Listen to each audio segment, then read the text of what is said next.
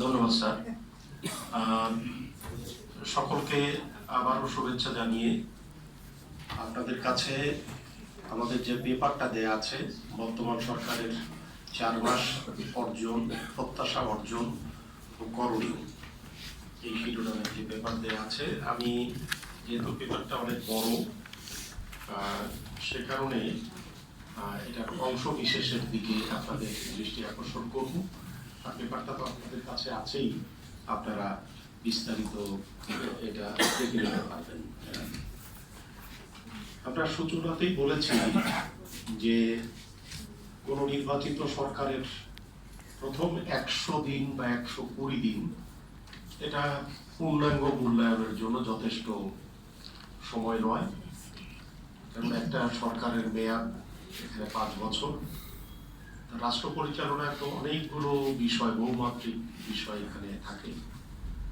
এটা একটা জটিল প্রক্রিয়া। এখানে নীতি প্রণয়ন, প্রশাসনিক পুনর্গঠন, অর্থনৈতিক স্থিতিশীলতা, বিচার ও প্রাতিষ্ঠানিক সংস্কার, এসবের যে বাস্তব রূপায়ণ, এটার জন্য সময় প্রয়োজন হয়।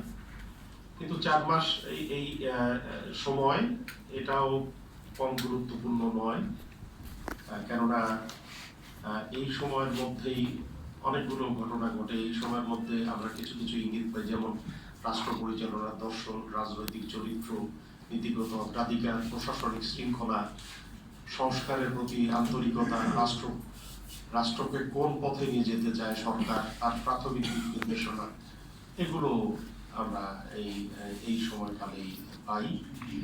আর একটা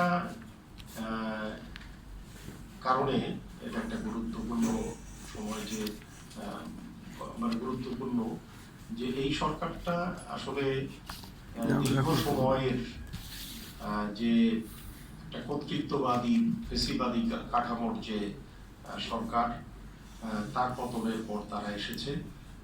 এই কারণে প্রথম দিক থেকে মানুষের দৃষ্টি নিবদ্ধ থাকে এই সরকারের। সেদিক থেকেও আমরা মনে করি যে সময়টা গুরুত্বপূর্ণ। আমরা প্রথম দিকে সরকারের প্রাথমিকভাবে যে সাফল্যগুলো দেখেছি